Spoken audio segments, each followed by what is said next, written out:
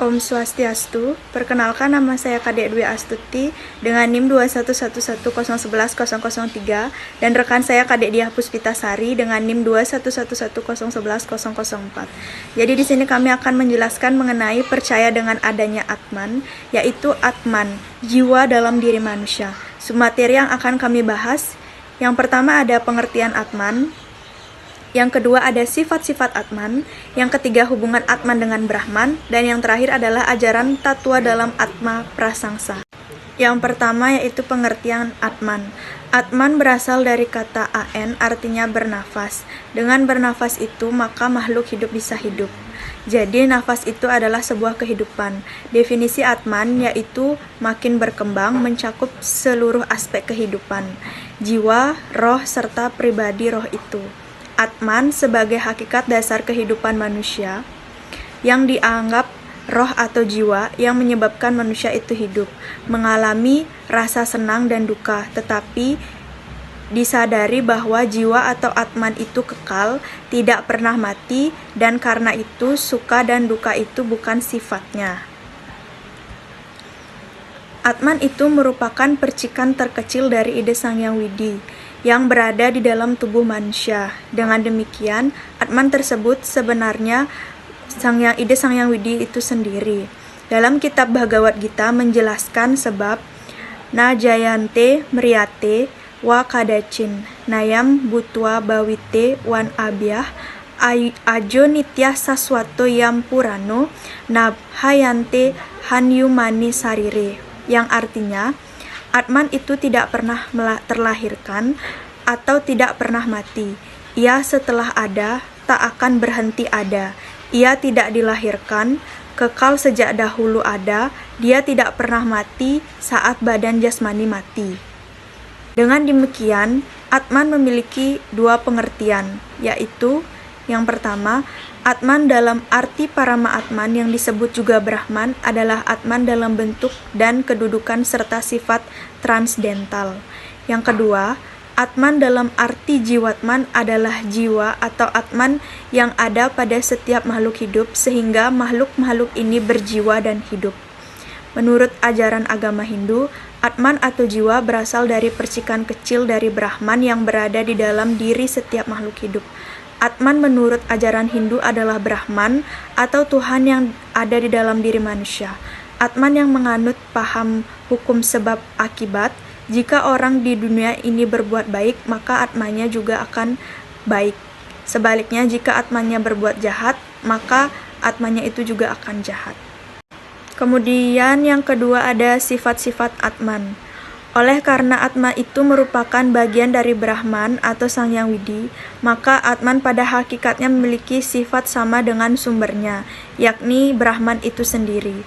Atman bersifat sempurna dan kekal abadi, tidak mengalami kelahiran maupun kematian, bebas dari rasa suka dan duka. Dari uraian tersebut, ada beberapa sifat Atman yang terpenting, yaitu yang pertama, Achodya, tidak terlukai oleh senjata, adalah sifat Atman yang tak terlukai oleh senjata. Dalam hal ini, Atman memiliki kelebihan tidak terlukai dan terbunuh oleh senjata seperti bayangan manusia di siang hari. Yang kedua, Adahya, tidak terbakarkan oleh api, adalah sifat Atman yang tak terbakar oleh api. Dalam hal ini, Atman terbebas dari panasnya api seperti air yang tidak bisa terbakar oleh api. Yang ketiga ada Akledya, tak terkeringkan oleh angin, adalah sifat Atman yang tak terkeringkan oleh angin. Dalam hal ini Atman tidak terpengaruh dengan angin seperti air kolam dan tak terkeringkan oleh angin. Yang keempat, Acesyah, tak terbasahkan oleh air. Dalam hal ini Atman mengatasi sifat air seperti daun talas yang tak bisa dibasahkan oleh air. Yang kelima, Nitya, abadi, adalah sifat Atman yang kekal abadi. Dalam hal ini Atman tak dapat terbunuh dan hancur seperti badan kasar manusia. Jika manusia meninggal, hanya badan kasarnya saja yang hancur, namun Atmannya tetap hidup dan kekal abadi. Yang keenam yaitu Sarwagatah, ada di mana-mana. Dalam hal ini Atman tidak terpengaruh oleh ruang dan waktu. Yang ketujuh, Stanu, tak berpindah-pindah. Dalam hal ini Atman tidak terpengaruh oleh tempat. Yang kedelapan, acala atau tak bergerak. Dalam hal ini Atman tidak terpengaruh oleh keadaan, kokoh dan kuat. Yang kesembilan, sanatana, selalu sama. Dalam hal ini Atman tidak dipengaruhi oleh perbedaan apakah rupa, bentuk maupun nama. Yang kesepuluh yaitu awyakta, tak terlahirkan. Di dalam hal ini Atman tidak ada yang melahirkan, ada tanpa dilahirkan, seperti Sang Yang Widi ada tetapi tidak ada yang mengadakan. Yang ke-11, acintya, tak terpikirkan. Dalam hal ini Atman bersifat gaib, berada di luar wilayah pikiran manusia. Dan yang terakhir, awikara, tak berubah-ubah dan sempurna, tidak laki-laki atau perempuan. Baik, jadi sekian penjelasan dari saya. Untuk materi yang selanjutnya akan dijelaskan oleh rekan saya. Baik, di sini saya akan menjelaskan materi tentang hubungan Atman dengan Brahman. Yang dimana, sebagai roh, suatu saat ketika mati, kita akan meninggalkan badan ini. Tetapi bagi sang roh, kematian itu tidak ada. Roh itu tetap abadi. Roh termasuk sering diistilahkan sebagai Atman. Roh sendiri mempunyai 3 komponen utama, yaitu yang pertama kesadaran murni atau Atman, yang kedua kecerdasan atau Budi, dan yang ketiga pikiran atau Manas. Jadi, roh itu merupakan gabungan dari Atman, Budi, dan Manas. Kesadaran roh sebagai gabungan dari ketiga komponen itu dinamakan jiwa. Dalam bahasa sehari-hari, roh ini seringkali disebut sebagai jiwa atau Atman saja. Roh setiap orang berdiri sendiri, tetapi komponen kesadaran murni Atman dari semua makhluk adalah sama. Dalam bentuk sebagai kesadaran murni, Atman ini hanya satu. Kesadaran murni yang mengalir pada semua makhluk dinamakan Atman.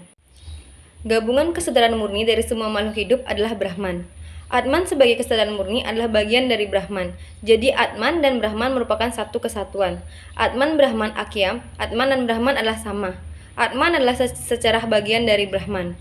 Perbedaan Atman dan Brahman adalah Tuhan yang Maha Esa, sebagai Maha Kuasa terhadap seluruh alam semesta.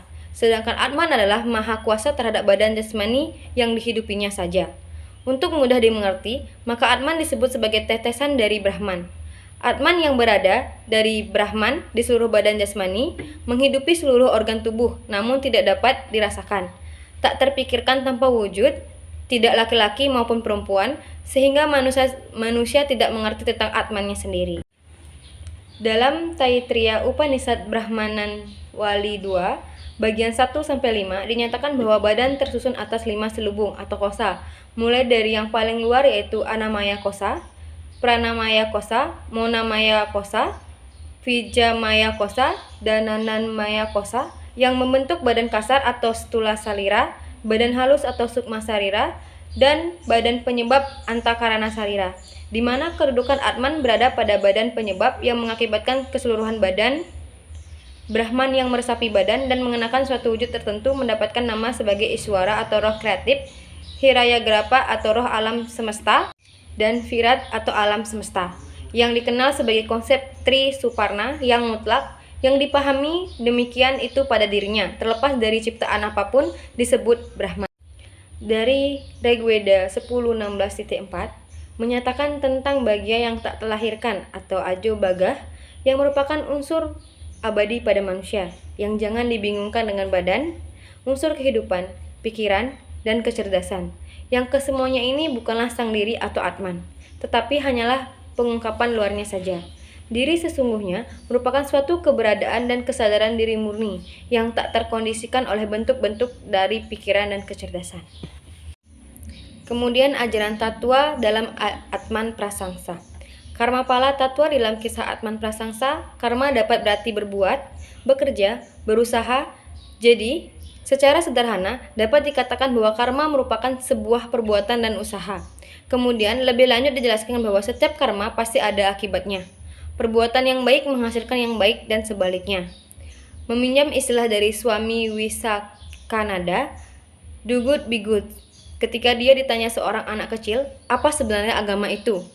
Kaitannya dengan pendidikan adalah ajaran karma pala dapat dijadikan sebagai dasar manusia untuk belajar, serta mendidik dirinya agar selalu berbuat baik selama hidupnya. Jadi konsep Tattwa adalah ajaran agama Hindu yang terkandung di dalam kisah Atman Prasangka ini adalah ajaran karma Tattwa. Atma Tattwa sebagai salah satu pengetahuan suci Hindu tentang sang diri sejati dalam wujudnya sebagai Atman sangat perlu untuk dipahami. Atman Tattva atau secara sederhana adalah pengetahuan tentang Atman. Kepercayaan tentang Atman merupakan salah satu dari bagian Pancasrada dalam ajaran agama Hindu. Kata Tattva merupakan uraian dari makna filosofis yang terdapat dalam setiap ajaran-ajaran agama Hindu. Tattva merupakan suatu hal yang mengandung makna simbolis dan filosofis dari suatu ajaran.